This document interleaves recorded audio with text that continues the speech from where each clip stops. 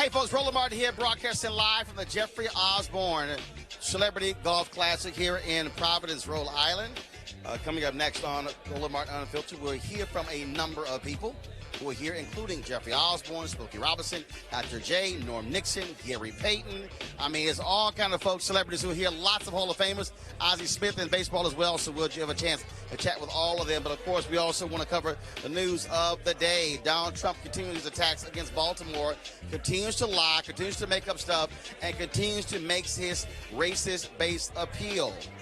Then he actually says African Americans should be thanking him for being president. What the hell is he talking about? Some of the 2020 presidential candidates won't survive after the debates of the next 2 days. We'll tell you what to watch for and how black women could affect the outcome of the election. A 10-year-old black boy is charged for hitting a white boy in the face with a ball during a dodgeball game. Isn't the whole point of dodgeball to get hit? And the black family says they were racially profiled at a Nike store and accused of stealing a basketball. That person who did it no longer has a job. And A$AP Rocky pleads not guilty as his assault trial begins in Sweden. And Ole Miss students face a civil rights investigation after posing with guns in front of an Emmett Till Memorial. Folks, it's time to bring the funk. I'm Roland Martin Unfiltered. Let's go. He's got it.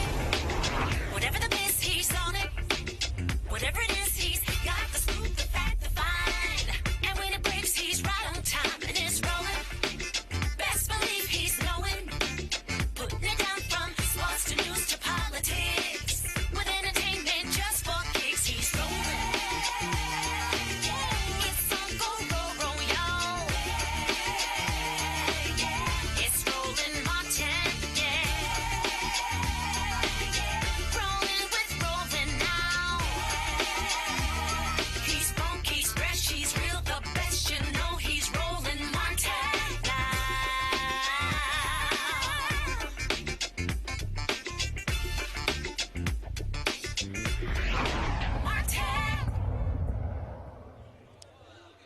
All right, folks, Roland Martin here, broadcasting live from the Jeffrey Osborne Celebrity Golf Classic here in Providence, Rhode Island. We're going to be hearing from a number of the celebrities, Hall of Fame players who are actually here at this golf tournament, raising money for the arts here in Rhode Island, where Jeffrey Osborne is from. But first, let's talk about what is happening in politics. Donald Trump continues to double down on his attacks on Baltimore and Congressman Elijah Cummings. Today, Trump chose to go talk to the media on the White House lawn, and is expected it was an absolute shit show. No, Baltimore has been very badly mishandled for many years. As you know, Congressman Cummings has been there for a long time. He's had a very iron hand on it. It's a corrupt city. There's no question about it. All you have to do is look at the facts. The government has pumped in over the years billions and billions of dollars to no avail, to absolutely no avail. Baltimore is an example of what corrupt government leads to. Billions of dollars have been given, and I feel so sorry for the people of Baltimore. And if they ask me, we will get involved. But we're already involved from the standpoint that over many years, billions and billions of dollars have been given to Baltimore. It's been misspent, it's been missing, it's been stolen with a lot of corrupt government. And as you know, Cummings has been in charge. Now, I will say this. I think that Representative Cummings should take his oversight committee and start doing oversight on Baltimore. He'd find out some real things. And, of course, Trump chose to say he's been getting lots of phone calls from guess who? Visit Baltimore and go tour it today. At the right time, I'll visit. But the people of Baltimore are very thankful. They have let us know by the thousands of people because of the fact that finally somebody's pointing out how corrupt Baltimore is, how billions and billions of dollars have been stolen. And the ones that like it the best, what I'm doing, are African-American voters. Those are the ones. Thank you. All right, folks, let's go to our panel. Kelly Bethea, communications strategist. Dr. Jason Nichols, Department of African American Studies at the University of Maryland, and Melik Abdul, Vice President Black Conservative Federation. Melik, I'll start with you. Donald Trump is claiming, oh, he's getting tons of phone calls from Baltimore. You never seem to ever actually show proof of that. Let's just be real, Melik. He is mad that Congressman Elijah Cummings is chairman of the House Oversight Committee and chose to actually subpoena folks who Trump knows. So he wants to attack Cummings, and then he wants to, with his attacks on Baltimore. And if Baltimore's so bad, why are the Republicans actually going to Baltimore for their retreat, Melik?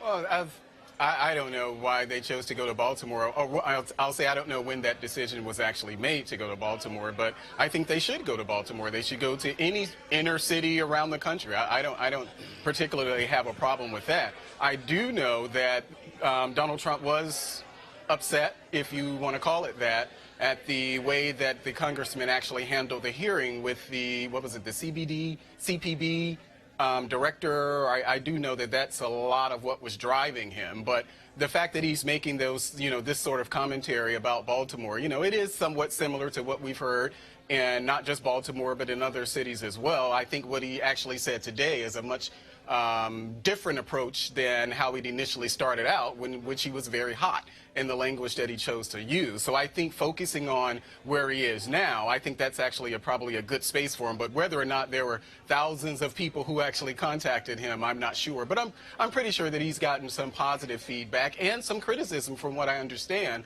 from people who've met with him on just how he chooses to communicate his point of view. This man has lied before when it came to getting phone calls. Sarah Huckabee Sanders lied when she said they heard from FBI agents. It was a lie. Jason Nichols, at the end of the day, what you have is you have a grown-ass man throwing a temper tantrum. He's upset that somebody's not bowing to his will, and he's attacking. But also he sounds absolutely ignorant and stupid when you literally have Republicans who are going for a retreat there in Baltimore. When you actually have significant parts of Baltimore that are doing great. But the reality is this here. I can show you some rural parts of America run by Republicans that are broke as hell and that are horrible. So this attack on Baltimore is the usual shameful, despicable actions of a childish grown man, Jason. I think you just said it. As a matter of fact, the second poorest congressional district in the country is in Kentucky. It's under Representative Hal Rogers. And that is the second poorest district in the country. 4 of the 5 poorest states in the nation are Republican states.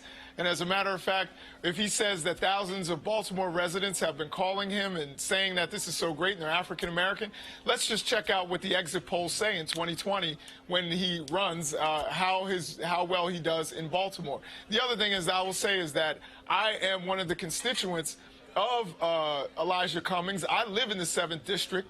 And as a matter of fact, it is the second wealthiest majority African-American district in the country.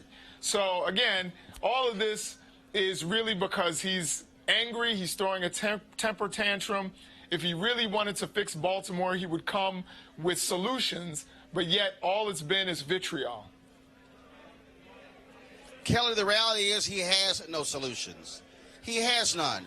And unfortunately, the governor of that state has been too silent, Republican Larry Hogan, with his both sides BS. And that's what you have here. And so what you see is a childish president who wants to rip folks because he's mad that they are doing their job. Absolutely. I can't comment on Governor Hogan's stance on this, him, straddling the fence. That's kind of his MO, but I do know that he's on the record saying that he does not support this president, so his silence might just be a delayed response. I'm not sure. Regarding Trump's comments regarding Baltimore, Cummings was my representative for a very long time. In fact, I was his intern when I was in law school, so I have great respect for him, great respect for the district, and the nostalgia is there. However, I am frankly just tired of the distractions that this president has been putting in front of us regarding his rhetoric. We already know he's a racist. We already know that he's ignorant. We already know that he doesn't know what he's talking about. But what we do not know is what's actually happening in our administration. What's not actually being discussed is the fact that he's suing the Ways and Means Committee. stuff that's not being discussed is the fact that we have, basically internment camps at the border that he's supporting and not saying anything on. We have actual issues that we need to talk about, and him being a racist shouldn't be one of them because we've been there, done that. At the end of the day, Malik, what you're seeing here is, again, a childish man who doesn't know how to govern, who doesn't know how to communicate, and all he wants to do is attack as opposed to lead. And so we could literally go all across America. I mean, we can go to his own. This is a guy who actually called the cops to arrest homeless folks who were actually on the streets outside of his building. And so he didn't want them on Fifth Avenue. I mean, this is what you're dealing with, a callous individual who doesn't know how to lead, and all he knows how to do is trash people. And where in the hell is the First Lady with her anti-bullying campaign? When is she going to walk across the hall, because they don't sleep in the same bed, when is she going to walk across the hall and say, hey, grown-ass man, act like one? Well, I don't think that we need to involve the First Lady in this. I don't think that we need to make any sort of observations or comments. Wait a minute. Does she not have an anti-bullying campaign? I don't think that we need to make any comments on what goes on in their bedroom, just like we shouldn't comment on what goes on in anyone's bedroom. But to your point about Donald Trump, does she not have an anti-bullying campaign? Whether that or not, you don't have to throw the First Lady. Does she have an you don't have anti-bullying to campaign? throw the First Lady actually into this. The First Lady's anti-bullying campaign should actually apply. Why not? I think across the board that politicians, celebrities, leaders in the community need to elevate their own language in addition to Donald Trump. They need to learn to elevate their own language. This just doesn't start or end with Donald Trump. They? No. Who is they? They, whether it's other politicians, whether it's people in the media, whether it's celebrities. Who's they? No. I need names. See, no. Well, sorry, Malik, I don't play this game. I don't play this game. Maxine Waters, Kamala Harris, Cory Booker, Maxine Waters, Kamala Harris, Cory Booker, Representative, that is even remotely degrading the language that they use is part of what we're talking about when we talk about this toxic culture that we have here. So to say that they don't contribute to it is ridiculous. I mean, and this notion that somehow, well, we can't talk about Baltimore, but we can talk about places like, for instance, Mississippi. I mean, we're often talking about places that Republicans have, but that's the conversation going on now. What's happening in red states? About? I don't think that we need to have those. Mississippi? Well, I know. I said I gave that as an example. I gave that as an example of the conversations the national conversations that we have about places that are particularly red states. So we generally have these type of conversations. Yes, Donald Trump should actually be mindful of how his comments are actually coming across to people in these areas. But the notion that people aren't going around talking about other cities, that's just false. It's just not true at all. You know, Jason, that's a little BS dance. It's not a BS dance. You just don't like to hear it because that means it is a BS dance. That means that you're spreading it around. It's a BS dance. Of course, you're going to focus on Republicans because it benefits your politics. It's a BS dance, Malik. It's a BS dance when the guy you voted for. Yeah, and I'm going to vote for again in 2020. Talk about infestation. No, allow me. The guy you voted for and the guy you're going to vote for again. Absolutely. Whenever he discusses infestation, whenever he discusses rats and rodents, it's always black and brown people, Jason. Not San Francisco? Always black and brown people. Jason, go ahead. No, Jason, go ahead.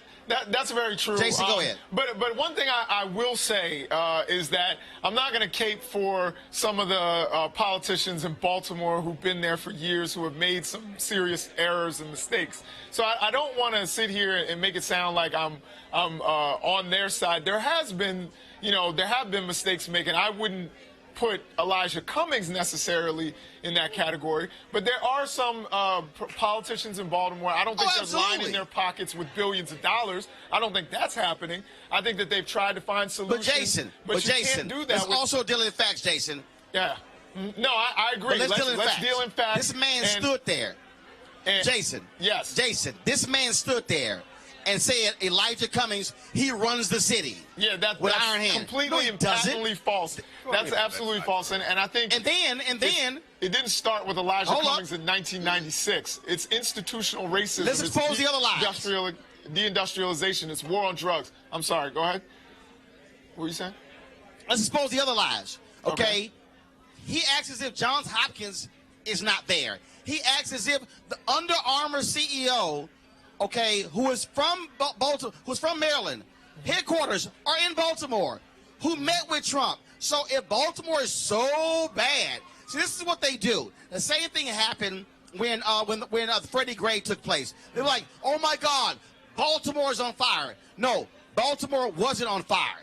There were 3 blocks that were on fire, but Baltimore wasn't on fire. But this is the game they play, Jason and Kelly, where they want to all of a sudden say, oh my God, it's all bad, it's all woeful, it's all trash, it's all corrupt. When Trump hails from a state where the governor had to resign because he was with prostitutes. Come on, man. Again, the hypocrisy has always been there. I can't disagree with you. It's the truth. You know, it's specifically with Freddie Gray. I was there. Like, I was one of those few blocks that could see the smoke going up. Like, my Rite Aid, the one that I frequent, was the one that burned down. So I understand the Baltimore uprising. We call it the uprising because of what it stood for. So I get it. But what I don't understand is the hyperbole, the hypocrisy, the lying. It's just not necessary. But this president isn't necessary, so we have to deal with that too. And what is shameful, and what is shameful, and what is shameful are to have individuals who excuse all of this, who say, oh yeah, I'm going to vote for him, who clearly don't mind him being despicable, who don't mind his shameful behavior, who don't mind his racist attacks. And none of what you're saying is going to change anyone's opinion about voting for him, Roland. None of those insults are going to change anyone's opinion about whether or not they're going to support Donald Trump. So you can call him you can call him anything that you want to call him, and it's not going to change anyone's opinion who's going to vote for him, just as the same as it's not going to go in the other direction. So you can call him despicable from today all the way up until the end of the week. It's not going to change anyone's position on whether or not they're going to vote for him. But that's the tragedy of it all. That is the outrage. But Roland doesn't dictate votes. Roland doesn't dictate votes. Wait a minute. Roland is one person. Allow me to finish. Excuse me. What does it say about the individual who doesn't have a problem with lying, who doesn't have a problem with him being degrading, who doesn't have a problem with his shameful tweets, who doesn't have a problem with how he attacks It means that they can make decisions for themselves without Roland dictating on what they can. It means that they can make decisions for themselves without Roland giving them the go-ahead to do so. So that's why we can. That's why we can. It means that Roland has an opinion about it, and it doesn't matter. It doesn't matter what your opinion is about me, Donald Trump, or anyone who supports him, because it doesn't matter. This is your position. This is going to be your position. Oh, no, it does matter. You know it doesn't. It actually doesn't matter. It because does matter. November of but you're making excuses for shameful behavior. What if we come, and it does not matter. What if we come with facts? Right. What if we come with facts about Donald Trump and his corruption, and about Donald Trump and his racism? But what corruption? Would you be willing to change your vote but what if we were able to come with facts? But you have to show it to me first. I can show you that he said some bad things about Baltimore is not going to be enough. No. I can show you the Mueller report of obstruction of justice. Mueller report? I can show you obstruction of justice. I can show. Impeach him. But that's not. I'm talking about your vote. Is there anything that would alter your vote? And as we've had this conversation before, at this point, no. Who knows what may happen tomorrow, next month, or anything? But because Jason doesn't like him, because Jason thinks that he's a that's not what I'm saying. I'm saying so if you are presented because of the Mueller report. I'm saying if you are presented with new information. But what new information? But you're like, no. We get new information daily about how corrupt this president is. Talking points that have been here forever. So you haven't produced anything new. I mean, wow. The fact that somebody could literally sit here and with all the crap this dude has done, with all of the despicable cabinet secretaries who have been corrupt, and still say I'm going to vote for him, that's shameful. Well, all right, y'all, go to my next story. But your opinion doesn't matter. All right, folks, the second round of, I'm going to the next story. The second round of the Democratic presidential debate starts tonight in Detroit. For the next 2 nights, the 20 candidates will take the stage and make their cases for getting the nomination, a critical voting bloc that they need to target black women. A new survey by Black Women for America outlines the issues that are important to them. Here to talk about what those issues are and how to best address them is the president of the Black Women for America, Sarah Lattimore Irvin. Sarah, how you doing? Good, Roland. How are you tonight? I'm doing great. And so when we talk about the issues that Black women care about, what are the top three? What sits at the top for Black women? They want to hear from these candidates. Healthcare, gun rights, police brutality, the minimum wage, and abortion rights are the top issues that came out of our survey. Now, when you say gun rights, what does that actually mean? Explain that. Gun control, African-American women are feeling somewhat traumatized around all of the issues around gun control, our young men and women being gunned down in the streets. Gun control is really important, as well as addressing the issues of police brutality. 40% of women feel that healthcare is the top priority, and that's true across the entire population. But gun rights and police brutality came in at 35% and 29%, respectively. So it's really important to African-American women. When you talk about the health care, is it the Affordable Care Act? Is it single payer? Is it Medicaid expansion? Exactly what is it? It's all of the above. We didn't drill down into the specific issues, but healthcare overall was really important to Black women. And so what are now, first of all, and also when you talk about education, also one of those issues.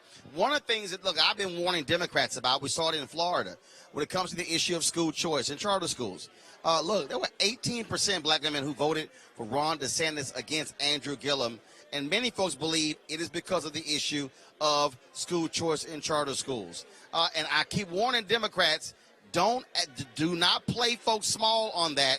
African Americans care about their kids' education, and that's a powerful voting block. When you see, and again, if Black women hate Republicans more than anybody else, to see the 18% number, that should scare Democrats on this issue. Absolutely, absolutely. One of the other issues that came up was, does the Democratic Party take my vote for granted? And that's really important because 30% of Black women feel that the Democrats take our votes for granted. However, when we look at whether or not they believe the government will make the right decisions for Black women, our families, and our community, 57% of women don't trust the government. So that's another key issue and an opportunity for Democrats to begin to turn around those issues. All right. Sarah Lattimore Irvin, I certainly appreciate it. Thank you so very much for joining us, Black Women for America. Thank you. All right, folks, going to a break. When we come back, more for the Jeffrey Osborne Celebrity Golf Classic right here on Roland Martin Unfiltered. Back in a moment. You want to check out Roland Martin Unfiltered? YouTube.com/Roland S. Martin. Subscribe to our YouTube channel. There's only one daily digital show out here that keeps it black and keep it real. It's Roland Martin Unfiltered. See that name right there? Roland Martin Unfiltered. Like, share, and subscribe to our YouTube channel. That's YouTube.com/Roland S. Martin. And don't forget to turn on your notifications so when we go live, you'll know it. All right, folks, you heard me talk a lot about marijuanastock.org. Why? Because I want to keep you informed of investment opportunities that make sense.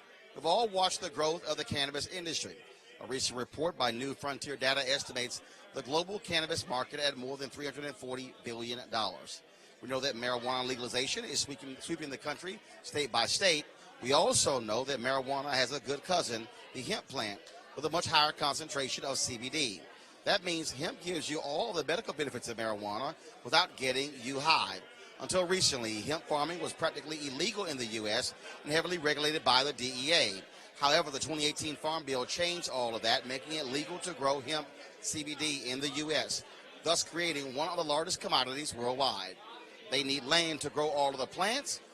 And, folks, this is where our friends at 420 Real Estate come in. Their business model is simple. They buy land that supports hemp CBD grow operations and lease it to licensed, high-paying tenants. That's right, they are hemp CBD landlords, and you can get in on the action. Our friends at 420 Real Estate decided to do something special for the Roland Martin Unfiltered family. Originally, the minimum investment level was $500. But right now, you can invest in this crowdfunding campaign for as little as $200. That's right, $200 up to $10,000. Let me recap. This is a $340 billion industry that is still growing, and you can participate with as little as $200. To invest, go to marijuanastock.org. That's marijuanastock.org. Get in the game, and get in the game now. All right, folks, let's talk about this crazy story. A 10-year-old Michigan boy has been charged with assault because he hit a classmate in the face with a ball while playing dodgeball. The boy being punished is, of course, black, and his classmate is, of course, white. The mothers of both boys talked about what happened, although the white mother did not want to be identified. My son was hit twice in the face with a ball previously due to this, and the child apologized to my son, and he said, "Mom, it's okay. We're still going to be friends." I'm unaware of any of those situations. Sorry that her child got hurt. I'd be sorry for any child that got hurt. The injured child's mother says her son had a previous medical condition that made him susceptible to head injuries. So my question, why in the hell was he playing dodgeball, Kelly? Because as far as I'm concerned, he's frail and he never needed to be there in the first place. If the young black boy is being charged with assault, then my logic follows that the white mother should be charged with child neglect because she knew about her baby. She knew that he was not... Excuse me. I'm sorry? Kelly, go ahead. I'm sorry. Okay. No, the white mother knew about the physicality of her child, and yet there was no, to my knowledge, any type of, permission slip, guarding him from the dodgeball game. Nobody saying that people knew about it, things like that.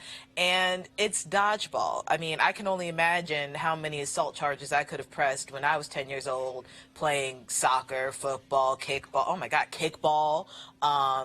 Plenty of dodgeball, wrestling. I got cauliflower ear once. I mean, that's definitely an assault charge right there. I mean, but the fact of the matter is these are children, and this happens amongst children. And the fact that the mother of the injured doesn't see that or refuses to see the black boy as a child, it's beyond frustrating. Jason, I am utterly confused here. Yeah. When you play dodgeball, you are going to actually get hit. That's the point of the game. Absolutely. It's funny because when I think about when I was young and 10 years old, I used to try to hit my friends in the face with the ball. That was like part of the game. We all tried to do that. And that was, there wasn't malice involved. It was because that was the game. It was fun. It was funny. And obviously, I think as Kelly already stated, if he had a head injury or something like that, he should not have been let in the game. And if she had let the school know and they still let him play, then maybe the school is liable. But this young man is not. And I would certainly blame any law enforcement agency or any state that charges a 10-year-old child with assault for a school dodgeball game that was sanctioned by adults. So I think this is all absurd. It's ridiculous. I understand, I am a parent. I understand how parents can be sometimes out of their minds with their protection of their children. But if the state is getting involved, or if law enforcement is getting involved, or if lawyers are actually taking these cases or anything like that, they are being absurd and ridiculous. And they should be punished for getting involved in something so frivolous. This is where I hope a judge throws this out, and the judge should say, ma'am, this is a dumb lawsuit. Melik? Yeah, I mean, it's the idea that the mother had, dodgeball is a physical sport. We already know that it's a physical sport. So if the child had any sort of medical condition that would have affected him playing such a physical sport, then he shouldn't have been out there anyway. I don't know how, I don't even know how a 10-year-old is charged with some sort of assault. I mean, I live in D.C., so I see what kids do when they're really assaulting people. But this is in the on the course of a game. I really don't understand that. I do know, and it was weird. I was trying to find out some background. Why was the child? Because the child was actually suspended for one day, and then the mother accepted that suspension. But I'm not sure. I was just trying to get some background information on why is it that the child was suspended anyway. But I haven't been able to find anything. But any child that's subject to some sort of, resulting from some sort of physical involvement in a sport, if there's something that was documented, or even if it wasn't documented, that's something that the mother should have known herself and should have prevented it. But charging a 10-year-old for a volleyball game, and not just a dodgeball game, but any game, any sports that's sanctioned by a school, to charge a 10-year-old or an 18-year-old just doesn't make sense to me at all. I am sick of these stupid people. All right, folks, let's go to our next story. Rapper A$AP Rocky pleaded not guilty to assault today on the first day of his trial in Sweden. He spent almost a month in prison. Rocky and the two other suspects say that they were acting in self-defense after being harassed by two men, one of whom was alleged victim. We'll certainly keep you updated on what happens in that particular case. All right, folks. Let's also do with this next story, which is kind of, it's typical of what was happening here in this country. 3 University of Mississippi students have been suspended from their fraternity house and face a possible investigation by the Department of Justice after posing with guns in front of a bullet-riddled sign honoring slain civil rights icon Emmett Till. One of the students posted a photo to his private Instagram account in March showing the trio in front of a roadside plaque commemorating the site where Till's body was recovered from the Tallahatchie River. The picture, which was obtained by the Mississippi Center for Investigative Reporting and ProPublica, shows an Ole Miss student named Ben LeClaire holding a shotgun while standing in front of the sign. His Kappa Alpha fraternity brother, John Lowe, squats below the sign, and a third fraternity member stands on the other side with an AR-15 semi-automatic rifle. All right, Melik, this your folks in Mississippi? What about it? I mean, there's nothing to actually really. I mean, it was ridiculous. It was insensitive. We know that. I think they were suspended or something, but they should be expelled from the school. It's not a whole lot to really, defend in this particular case. And, and I'm sure they'll argue that, well, it was just, ignorance or what have you. Yeah, it was ignorance. But in this case, you have to suffer the consequences of that, because I'm pretty sure that if someone was, we're in front of some sort of Holocaust memorial or something and did something that was equally as offensive, there would be a lot of outrage about it. So expel them, get them on out of the way, let Ole Miss continue as it's been doing now. Well, Kelly, I doubt I'll be seeing a tweet from Donald Trump about this. No, you won't, and we expect that, right? But I also expect this kind of behavior from fraternity brothers in which the frat is historically racist. One of their their pillars in their frat is General Lee. And then they go to Ole Miss, which is a historically racist school in a historically racist state. Hey. It is historically racist. I'm not saying... Which state is not historically racist? Yeah, I was about to say. Right. No. Completely... Some more than others, but yeah. Yes, I'm not saying Mississippi is the end-all, be-all with that, but it is what it is. Yeah, I'll echo my colleagues here and say the exact same thing and say that this is despicable. I think that they should absolutely be expelled. They should be tried to the full extent of the law, but yet the law would rather go after kids who throw dodgeballs in people's faces rather than people who deface property.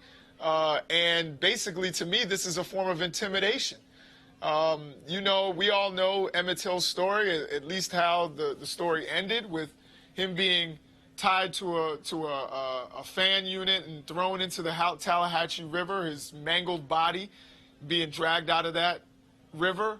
And for them to do that is a form of intimidation. It's a form of, basically visual terrorism. Them shooting up the sign is something that it could be seen as a terroristic threat to a lot of people. And that's not I the think first time they should be held to the full extent of the law. And you know, this is like Kelly said, we've had a lot of students from that university that have done other things that can be considered the exact same thing and the exact same terrible act. So something has to be done. The state needs to put their foot down. The university needs to put their foot down so that people know that you can't do these kinds of things. Right. All right, folks. Look at my next story. A black family in California said they were racially profiled at a Nike store in Santa Monica when a white manager followed Joel Stallworth and Tamia Dickerson and accused them of stealing a $12 basketball that they had bought. The store manager then flagged down police officers. Here's what happened. You don't even ask your people. We just told you we bought this right here at the Nike store in Santa Monica right now. We just told you we bought it. What do you need the receipt for? Because we didn't have our basketball. What are you talking about? So now you come refund his money and I want an apology. This is fucking ridiculous. And it's profiling. She is an idiot. What does it say on there? What does it say on there? No, because you. What does it say on there? This is stupid. She didn't even ask. I have no clue what's going on. You guys This want to is tell me what's going on? ridiculous. Yeah, we purchased this basketball in the store. We purchased this basketball in the store. I told you I paid for that shit. Relax. No, I told her I paid for that, and then she kept my son. My son went out running. No, because you knew better. I told you I paid for that. Back up, babe. We just. You should be sorry. You should be sorry. You know what?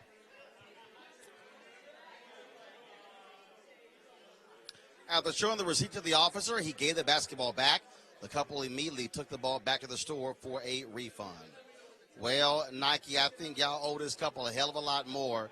And again, that's sort of the stuff that we're seeing from black people all over America. All right, folks, going to a break right now. When we come back, we'll chat with some folks here at the Jeffrey Osborne Celebrity Golf Classic. It is packed with folks in here, so we'll be back in a moment. Roland Martin Unfiltered. You want to support Roland Martin Unfiltered? Be sure to join our Bring the Funk fan club. Every dollar that you give to us supports our daily digital show. There's only one daily digital show out here that keeps it black and keep it real as Roland Martin Unfiltered. Support the Roland Martin Unfiltered daily digital show by going to RolandMartinUnfiltered.com. Our goal is to get 20,000 of our fans contributing $50 each for the whole year. You can make this possible. RolandMartinUnfiltered.com.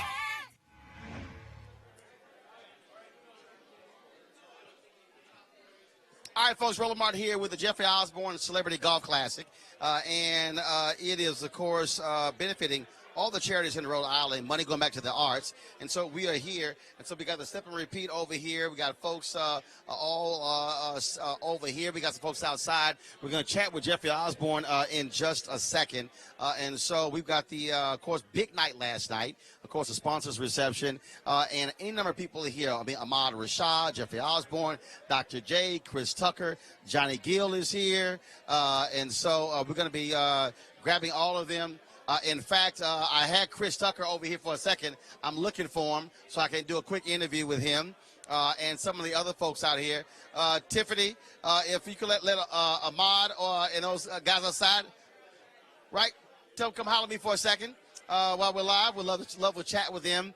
Every year, Jeffrey Osborne does this golf classic, and it's all about, of course, raising money for nonprofit charities here, really benefiting young folks who want to be involved in music.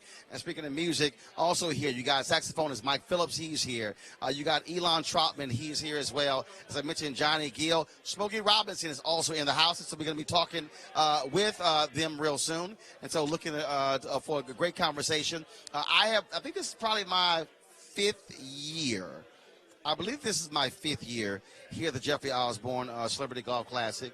And a lot of people don't realize Jeffrey's actually from Rhode Island. Also, Claudia Jordan is here as well. And one of the greats, of course, for the Lakers is Norm Nixon. Norm Nixon. Come over here, Norm. Norm, we're live.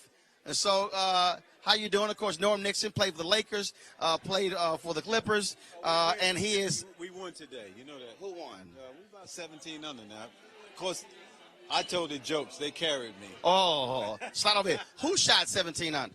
We did. John Starks, come here. Come here, John Starks. Hey, John Starks, come here. I had 2 scratch players. John Starks, he just had the nerve to say they shot 17 under. What? On this course? I had 2 scratch players. I don't care what you had, scratch player. 2. What you say the winning score is going to be? The winning score really should be, max 10. 10. I agree with you. Yeah. Legitimate. Legitimate. I'm telling you, legitimate. I can't see. Listen. I can't see Listen. 17 under Listen. here. I can't see. let me tell you something. I stopped even hitting the ball, man. I started telling jokes. These boys hitting the ball so far. Is that right? I'm talking about the guy that hit it the farthest weighed about 130 pounds. He's in the ball 300. We can't see John. Hold on. Oh, okay. No. I'm telling you, man. Listen, they've won this tournament twice. So you had 2 scratch players. And their dad can play. The dad's about a 5. These are his sons. And both of those boys are like scratch golfers. Wow. So I had 3 real players. You had 3 real players? I had 3 real players.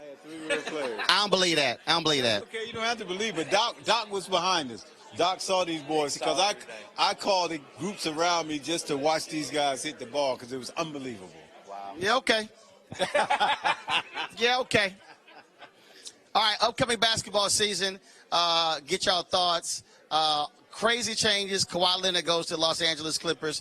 You got Anthony Davis going to the Lakers. Then, of course, Russell Westbrook going to my Houston Rockets.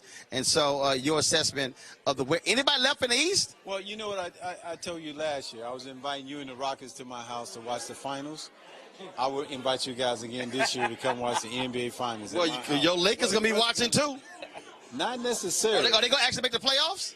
They will make the playoffs, but there's no guarantees about anything. But it's like I tell everybody, LeBron has been hurt, Anthony Davis has been hurt. You go across town, Kawhi Leonard's been hurt, Paul George has been hurt. Now, the Clippers had the better foundation, so I think they'll be the better team. But we have to see how it all plays out. Has anybody forgot about the Warriors?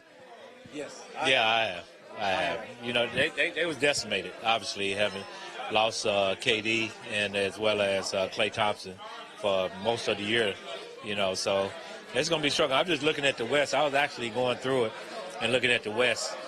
That West is loaded. It's loaded, you know what I mean? Yeah, it's going to be very interesting. You got to figure Sacramento then got better, you know what I mean? Dallas is going to be a lot better.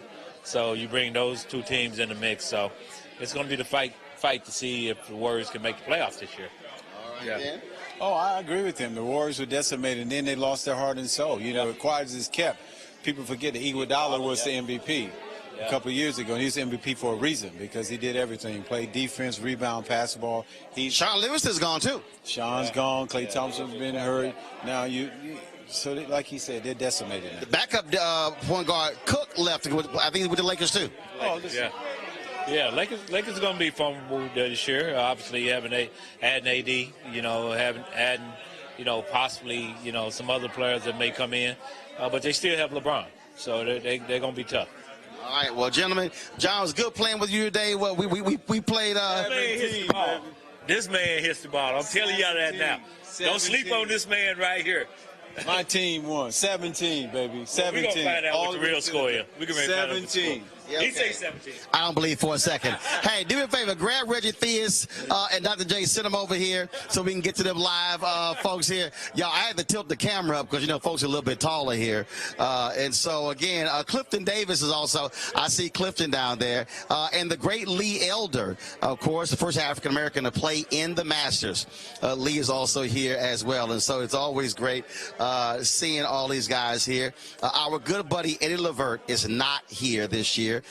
Because for his daughter has some health issues, and so we certainly wish our best to Eddie, and so we certainly would love to see him here as well. All right, folks, we are going to chat with a few folks, so let's do this here.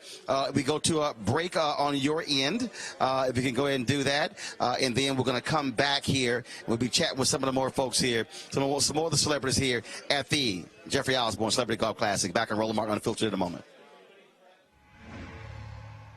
You want to support Roland Martin Unfiltered? Be sure to join our Bring the Funk fan club. Every dollar that you give to us supports our daily digital show. There's only one daily digital show out here that keeps it black and keep it real as Roland Martin Unfiltered. Support the Roland Martin Unfiltered daily digital show by going to RolandMartinUnfiltered.com. Our goal is to get 20,000 of our fans contributing $50 each for the whole year. You can make this possible. RolandMartinUnfiltered.com.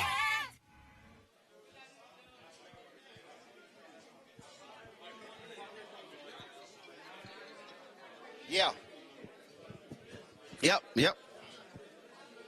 All right, folks, welcome back to the Jeffrey Osborne Celebrity Golf Classic. And so we've had a great time here. First of all, we talked the Club Pro. Come on, step in here. We played golf with him yesterday. And so glad to have you. Tell everybody who you are. My name's Troy Perry. I'm the head golf pro here at Ledgemont. Okay, so Norm Nixon just told me his team shot 17 under. I think he's lying with the greens out here. 17 under? I don't think anybody on that board was 17 under. That's my He's lying point. to you. That's my point. You must be a Dallas fan. Norm a little touched. A little bit. I think he might have had a little too much to drink. But, of course, first of all, the setup was great. Course is in great condition. Thank you. It's been really hard up here in the Northeast with a lot of rain, but we've managed to get through everything. And you guys are great. You were fun to play with yesterday. We had a ball out there. Absolutely. Well, good seeing you. And we're going to keep, hopefully we'll see you next year. You got it. Hope so. All right. Thanks a bunch. I appreciate it. Coming over here right now is, let me tell y'all something. Okay. Y'all would not believe he is going to be 70 years old later this year. What? He's about to be 70 years old. Look at it. Step over here. Well, look at talking about? I mean, come on. I'm talking about you. Why you got to tell everybody I'm going to be 70? I ain't 70. I'm 69. I said later this year. Oh, later this year. Right. So when is your 70th? I'm saying it now so it rolls off my tongue. When I get to be 70, I'll be able to say it and not feel weird about saying it. But you shouldn't feel weird about saying it because, look, you could have always stopped. No, that is that is true. Hold on, let me put this down. I know. Let me put this down right here. You know, don't want that on television. Anyway, what mine? What yours? No, man. So I'm trying to set an example for you. See, so 70, I think I look good. I keep myself in shape. So then everybody realizes that you got a future like mine. You're gonna be 70 one day, in about what, 10, 15 years? No, actually, I'll be 70 in 20 years. Well, it's going to be a good 20 years, and I'm going to be at the party. I mean, 90, you ain't going to know it. Yeah, absolutely. You be like your buddy, you be Blake, they're going to wheel you in. What? No, they won't be wheeling me in. I'll be walking everywhere I go. I am in much better shape than UB Blake, and that was a shot. Ladies and gentlemen, if you don't know who UB Blake is, he was 117 years old. That's what he's saying. I look like UB Blake. Yeah, but he was still doing his thing. Yeah, I know, but he was not. I'm not looking to be UB Blake. I'm looking to be Ahmad Rashad in 20 more years at your birthday party. Oh, no, and I'll be still jamming. Me too, right with you. I'll be right there with you. Now, let me tell you something about Ahmad. Ahmad said he does not. Let's let the record be known that 69-year-old Al drove you by at least 50 yards every hole. Well, yeah, because he tell everybody that. I have no problem saying that because he literally plays golf every day. I'm working. In fact, I'm working right now. As if that's an excuse. Oh, I play every day. I don't play every day. I take a couple days off every now and then. Right, so you play 5 days a week. 5 or 6. And sometimes 36 holes in a day. Sometimes I do that. Which makes up for the day you don't play. But it don't make no difference of how far I am ahead of you. Yeah, but it's all good, though. That's right. That's what I love about it. I ain't worried about it. Me neither. It just came in the 70, and then I'm driving farther than you. All I know, if I was you, I would never let nobody 70 hit a ball past me. That wouldn't faze me a bit. Didn't it all? Didn't faze me at all. Larger human being. You are a large human being. You can handle that. I got no problem with yourself. You can be saying, man, that dude knocked the ball way past me. If you play golf that much... If you play, Ahmad, are you serious? Okay, I play that much. Ahmad, literally, last time I saw you, you were the color of the pro. That's how much you play. That's how much sun you've got. Okay. You used to be light-skinned like Reggie Theus and Smokey Robinson. I knew not to get you going. You used to be able to member the light-skin club. I was, but I'm not anymore, and I enjoy playing golf, and I really enjoy, being 70, that I'm going to be 70, being able to knock the ball 30, 40 yards past somebody who's 50. Now, let me let y'all know. Now, when I'm playing back 5 days a week, I'm after his ass. You know where to find me. I know where to find you. Hide. I know that. Yes. Yeah, I might not remember this, but I'll be ready. You just come knock on the door, I'll be ready to go. I heard he say he might not remember it, which means he's almost 70. No, it means I only look forward, never backwards. All right, then. Amar Rashad, always good seeing you. Always so good to see you. Absolutely, baby. Good to see you. Bringing in right now, Coach Mike Woodson. Coach, come on in here. All good? How you doing? I'm doing fantastic. Really? You just like walk right across the camera, like he ain't never done television. Like you need your beer back. Okay, gotcha. So, Coach, first and foremost, how'd you play that? Awful, but I had a great time. Were you dressed well? I was dressed well. I mean, I looked the part. You dressed like a Kappa yesterday with them red polka dots. No. And I'm not a Kappa. I'm a cowboy guy. I say you were dressed like, but let's talk about that. Let's talk about you and your trifling Dallas Cowboys. Let's not say that. Let's not do that. Seriously. What? That's not on camera. Doc, your team is trifling. Okay, I'm gonna say this. America's team. They're not even in Dallas. They are in the state. They're the Arlington Cowboys. Texas. Dallas Cowboys. We love you. No. He does. I can't stand y'all. You know how I feel. I don't like none of y'all. I want y'all to lose every preseason game. That's how we roll. Let it low. How about the tournament though today? Oh, you see, I want to change the subject. See, I want to change the subject. Well, you know, everybody ain't able. You look good, man. Every time I see you, you look good. So let me tell you something. So first of all, Coach, are you coaching anywhere this year, or you like, you know what? The heck with that. I'm gonna chill at the house. I would love to get back in the game, but it might not happen this year. So I'll take another year off and watch a lot of basketball and do what I do. Okay. Well, sounds good then. Groovy. But your Cowboys still suck. I love Jeffrey Osborne, though. Mike Woodson, always good to see you, player. Thanks a bunch. I appreciate it. All right, we see Chris Tucker. Send him on over here. Let me tell y'all what was happening. So when we were sitting here on the air, doing these interviews, Chris Tucker was sitting right over there, literally watching the show from the couch over there going, is he on TV? Is he on TV? Yeah, that's what Chris Tucker was doing. And so right now, of course, we're also waiting on Jeffrey Osborne to come over here as well. We need to talk. We'll be talking to him. This is his tournament. Of course, he's doing great with this. And, of course, and speaking of 70, y'all know Jeffrey Osborne is also plus 70 years old. And so all these guys out here, Smokey Robinson, y'all, I mean, looking good. I don't know what. I think Smokey Robinson must be drinking and eating the same thing Lorenz Tate eats and drinks. And so because Smokey is 80 and looks absolutely amazing. And so it has been an absolutely fantastic time we've had here, the Jeffrey Osborne Celebrity Golf Classic. Lots of folks. So what's going on right now is there's going to be the awards presentation, concerts that are going on, a concert going on as well. And so like last night, if y'all follow me on social media, I went live last night where we were on stage, John B. We had Johnny Gill, Clifton Davis was singing backup, Javier Colon, they were all singing. And then there was a My Girl sing-off contest between Jeffrey and Johnny. It was absolutely fantastic. I've got some video. If you go to our YouTube channel, hey, Pro, can you, hey, Doc, can you get Smokey Robinson for me? He's straight down there, all the way out. Can you get Smokey for me? Yeah, just bring him right over here. Tell him, yeah, up against the wall. Tell him I'm live. Bring him right over here. And so we're going to have a quick conversation with Smokey. But like I said, y'all, it is always a great time here. But the most important thing that I love as somebody who actually played music when I was a kid, all the money raised here goes to support kids who are in the arts. And that's the most important thing, because what we have right now, unfortunately, we have way too many kids who don't have access to instruments, to music, to any of that. And so it's a doggone shame. And so right now, folks, he's making his way over here, looking clean as all get out. Y'all to see this outfit he got, looking smooth. I'm telling you right now, if y'all think Ahmad think he bad at 69, but this brother right here looking good. Man, how you doing? I'm doing good, baby. How you doing? I mean, the suit feel good. I mean, look at you. Check you out. I mean, you always sharp.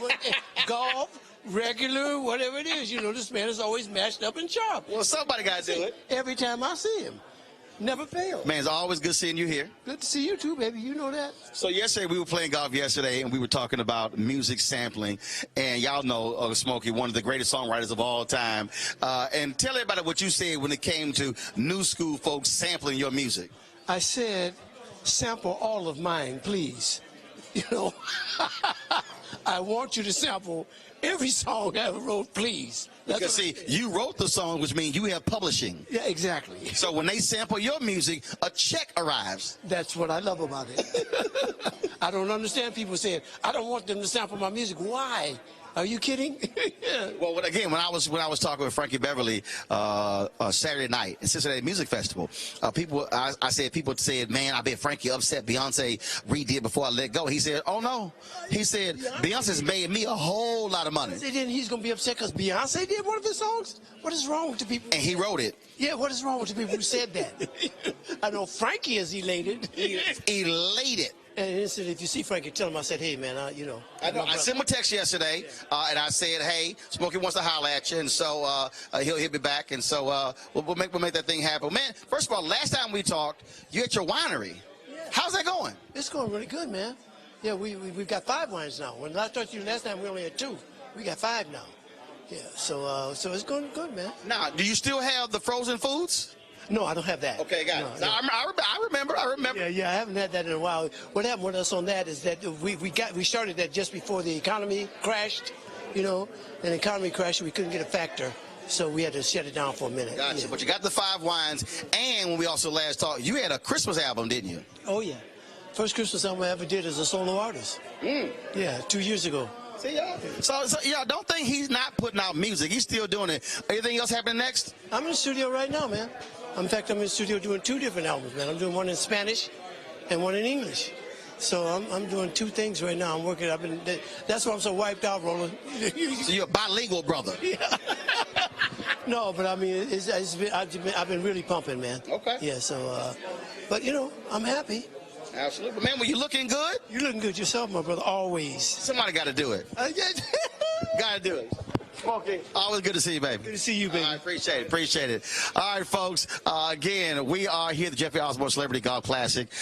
We out of time, though. We got to go. Because I've got to go in and help them MC the event in there, the awards and then the concert as well. And so you might see, do me a favor. You might see me pop up on Periscope or Facebook or YouTube going live from in there. If we do, you can also enjoy this whole deal. And so that's what we do. All right, folks. Let me thank Melik. Let me thank Jason. Let me thank Kelly. No, we normally had them for longer, but we did some interviews here, and so I want to thank them for actually being on the panel today. Folks, don't forget to support Roland Martin Unfiltered by going to RolandMartinUnfiltered.com. Joining our Bring the Funk fan club. Every dollar you give goes to support what we do here on the show as well. I'll be back in studio tomorrow. I've been on the road for the past 10 days. I'm back in D.C. tomorrow, and we'll be talking about the second night of the Democratic presidential debate, and so look forward to that. And I'll shoot some other interviews, and we'll have those for you tomorrow as well. All right, folks, I got to go. Y'all take care. Holla!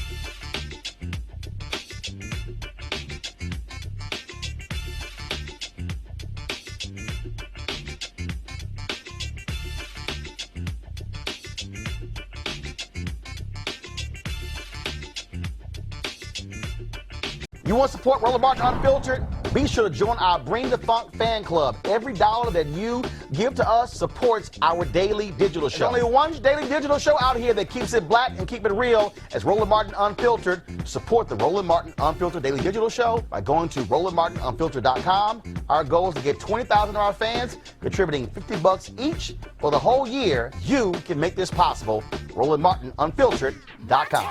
This is Diala Riddle, and you're watching Roland Martin Unfiltered. Stay woke.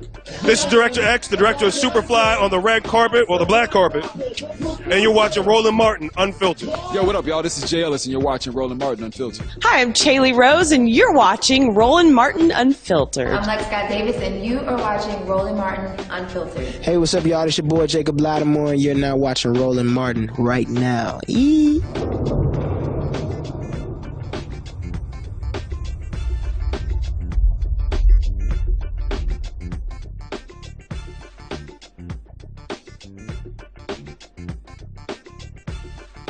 You want to check out Roland Martin Unfiltered? YouTube.com/Roland S. Martin. And subscribe to our YouTube channel. There's only one daily digital show out here that keeps it black and keep it real. It's Roland Martin Unfiltered. See that name right there? Roland Martin Unfiltered. Like, share, and subscribe to our YouTube channel. That's YouTube.com/Roland S. Martin. And don't forget to turn on your notifications so when we go live, you'll know it. Hey fam, want to check out Roland Martin Unfiltered? The blackest show on all of digital, cable, and broadcast. Check out our audio podcast. There's only one daily digital show out here that keeps it black and keep it real. It's Roland Martin Unfiltered. Press play.